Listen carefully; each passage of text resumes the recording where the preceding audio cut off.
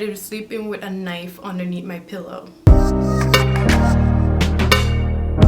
Welcome back to my channel, and today I'd like to talk about my college freshman year roommate situation. See, I see a lot of these videos where people are talking about their roommates in college, and I'm just sitting there, I'm like, that when you're living in it, it's worse than when you're out of it. And now I look back and I see that my situation was bad.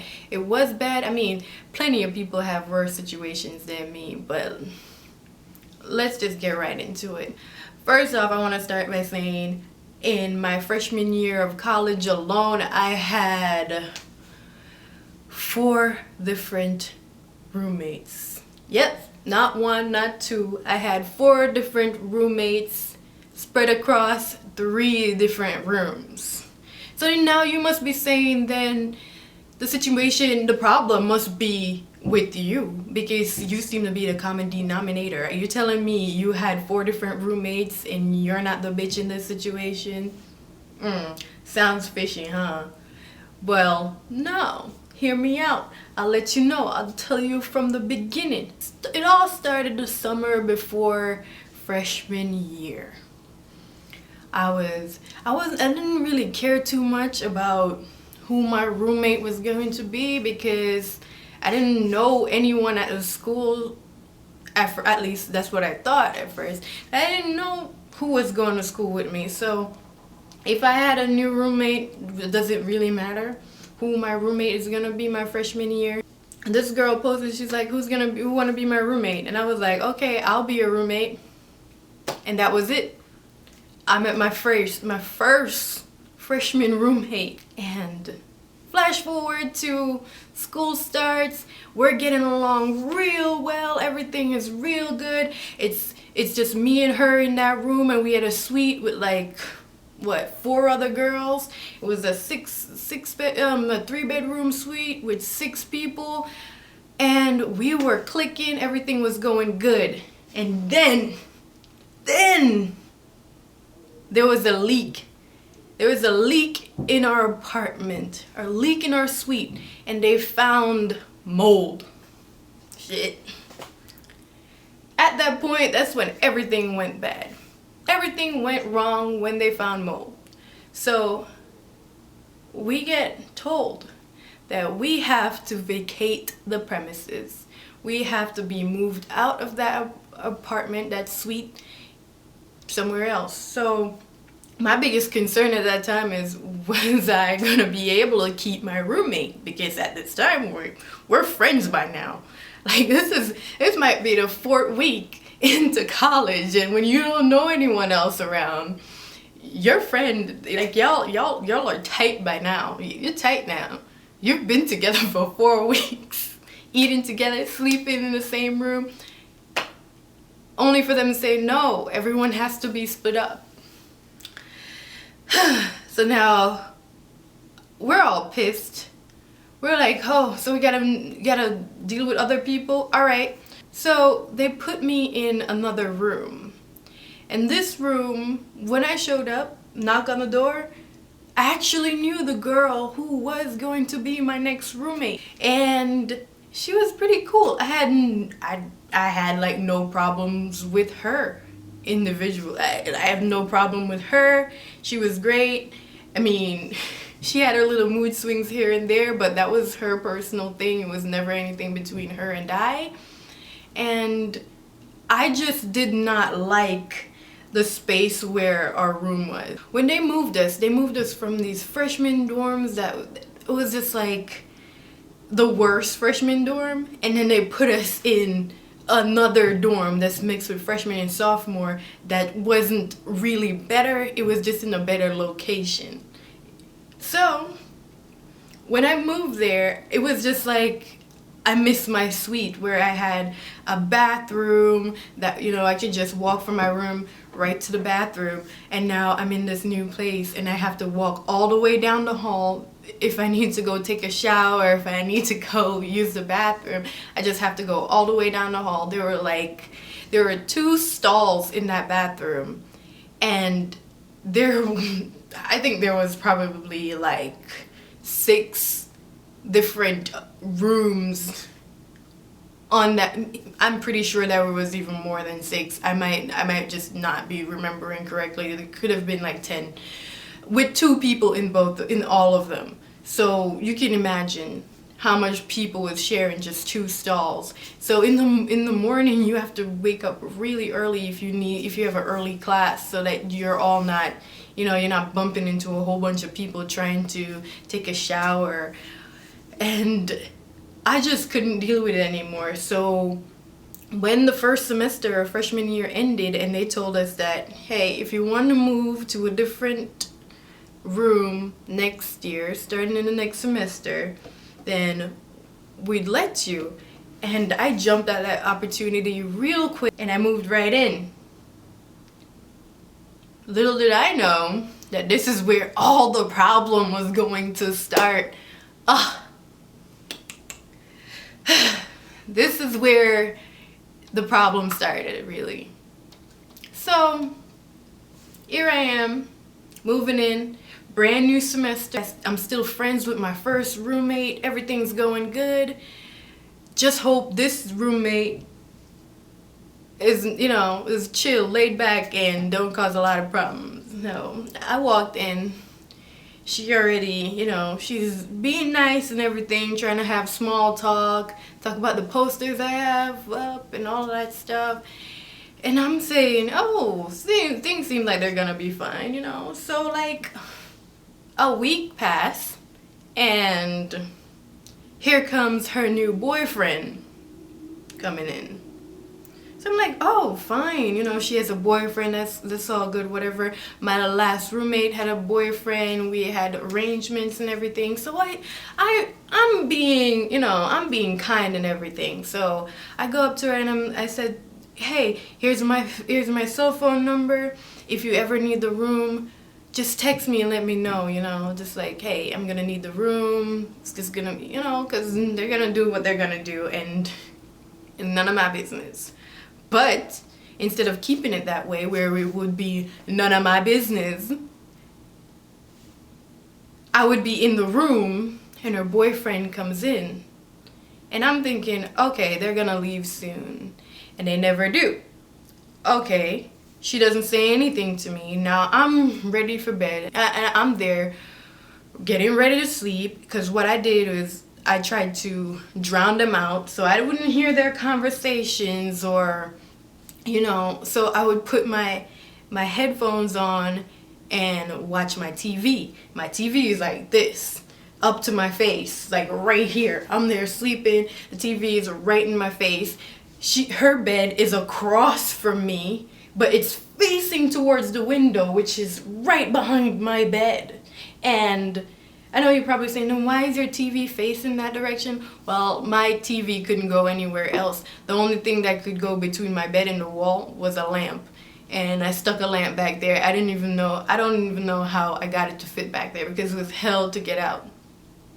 But anyways, I would wake up.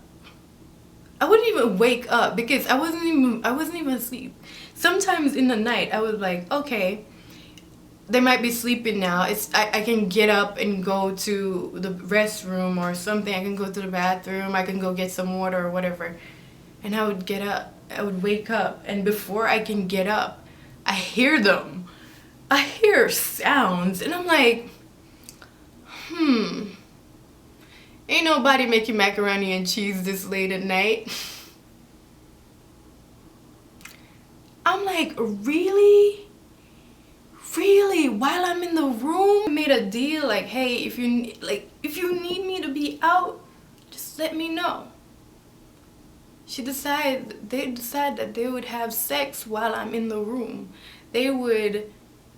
I guess they got off on the thrill of having somebody else in the room. But I was like, okay, maybe that was a one-time thing and they thought I was asleep or whatever. But no, it persisted. They got bolder with the situation. It got to the point where she would call me and say, oh, you can come back to the room. blah blah blah, you can come back whenever you're ready. So I would go to my room and they'll still be there pillow talking. So while I'm there like fully live with the lights on and everything, they're like halfway dressed and whatever, and they're pillow talking and he's saying stuff to her. Like, I remember one specific conversation he was saying to her because it was pissing me off. I'm like, this dumb asshole. He was saying to her, like, if you had curls, I wouldn't even see you as a human. Like, I don't see people who have curly hair as humans. Like, I don't even see them. Like, it's like they don't even exist to me. So in my mind, at that point, I'm saying, no, this asshole is trying to say something about me. Because at that time, like always, like most times, I wear my hair in curls. So, this damn thing. So he's going off about how he doesn't even see people who have curly hair as humans, and he don't like people with curly hair. And I know that he's sending subliminals to me. Even with all that, I never said anything, and I don't even know why I never confronted her about it. I just reiterated, you know, if you need me to be out, I can be out. And looking back, I would not have made, you know, I would probably have said something. I would have made a bigger deal out of it than that, because I knew what she was doing. She knew exactly what she was doing. Tonight, she has to go to a party. He said that he doesn't want to go to the party. She left his ass in the room again with me. So now this creepy ass dude is talking shit about people with curly hair, is laying down in a bed across from me, and I'm supposed to feel safe with that situation. I started sleeping with a knife underneath my pillow because I had a feeling this dude was gonna try some shit, and I didn't want him to win in case that does happen. So I slept with a knife underneath my pillow, and I started staying, like, whenever I would stay in the library till 3 in the morning. So till 3 in the morning, I would get out of class, go to my room before she got done with class, drop off my stuff, get the stuff that I need, and I would go to the library. And in the library at the college that I went to, there was this there's this top balcony study area, and I would go up there and I would try to get the couch every time, and I would stay there, and I would either read or I do homework, or I just listen to music and podcasts, just so that I wouldn't be in the room with her or with him. I got up one morning, he was the only one there. It was just me and him. I'm like, wait, is he my man? Why am I in the damn room with him? Why am I waking up and this dude is in the room with me? That should not be happening at all. So I called my mom, and I just start talking, and at the same time I'm talking patois to her, so he's probably not catching everything that I'm saying. So I'm talking patois, and I'm like, Mommy, you know, so the girl get up and left the boy in the room right just now with me. My mom is like, what? We have to in there right now? I'm like, yes, Mom. Yeah, he's there, right? And I'm walking around at this time with a knife in my hand like a crazy person, because I'm like, you ain't trying no shit with me. So I got up, went to the restroom, got dressed, and I left. And that was the tipping point. I went to my RA, and I explained everything to her, what's been going on. I'm like, they're having sex while I'm in the room. I told her that if she needs the room, she can ask me, and I'll gladly give it up to her so I don't have to be there because it's mad uncomfortable. I told them everything that's been going on. I'm like, he's sleeping over, he's there. And my RA decided we're gonna have a mediation. All right, get to the mediation meeting, and this girl starts crying. Yo, the dramatics in there was like Oscar worthy, I'm telling you. She was crying her eyes out, saying she tried to be so friendly with me and she tried to reach out and be really nice, but but she's not receptive of my kindness. Like, I even made her truffles and I was so nice to her, but she was just not having it. And I tried to be friends with her, but and I'm there like, really? Like, really? You were trying to be friends with me because you made truffles and so on, but you had your boyfriend in the room with me when you're not there, and you're having sex in the same room as me, and I don't want that to be happening. How about that situation? And I'm just watching this whole performance just playing out. And she's like, yeah, I know, but I've been dealing with a lot lately, and your TV is like really bright and it shines against the wall behind you and it beams off into my face and it's preventing me from sleeping at night. And you think you fucking your boyfriend isn't preventing me from sleeping when I have to be staying in the freaking library till 3 a.m. in the morning? You don't think that's a problem? Huh? You don't think I have a problem falling asleep? I'm like, bitch. I was just so freaking over everything in that situation. But I was like, you know what? At that time, I was so passive. I let it go. And in the mediation, they're like, okay, what we're gonna have is your boyfriend isn't gonna come over as often, and you're not while she's in the room, and you should just turn off your TV at night. And I'm like, really? I'm like, first of all, my TV light is not bright, and even if it is bright, there's one thing she could do. She could always turn her freaking face to the other side, which she usually sleeps facing the wall, so any light from my freaking TV should not be beaming into her eyes, preventing her from going to sleep. But anyways, I decided everything was gonna be cool. You know, I'm just gonna let it go. And everything after that seemed good. Her boyfriend didn't come around, at least for the next 2 days that she was my roommate. The next 2 days after the mediation, she came to me. She was like, you know, this has nothing to do with the fact that we had a mediation. She's like, I was on a short list to go into one of the apartments, which is usually reserved for like upperclassmen and so on, people with more credits than a freshman. And she's like, I was gonna go to another place either way, and now a place just cleared up for me, so I'm moving over to the apartments. And I was freaking excited. And for the first time in my freshman year, I had a room to myself. I had a room to myself for like 2 months. 2 months, y'all. I had a room to myself in freshman year. I was one of the few freshmen who had a room by themselves. And that ended when one day someone came to my door. I didn't even get the email. I got the email like later on that day. She's like, hey, I'm your new roommate. And I was like, okay, this is weird. This is like, we had like 2 weeks left in the school year. She was like, yeah, my roommate was freaking crazy. She threatened me. She was trying to kill me, or she's stealing my things, and everything was freaking weird. I'm even scared to go get the rest of my stuff.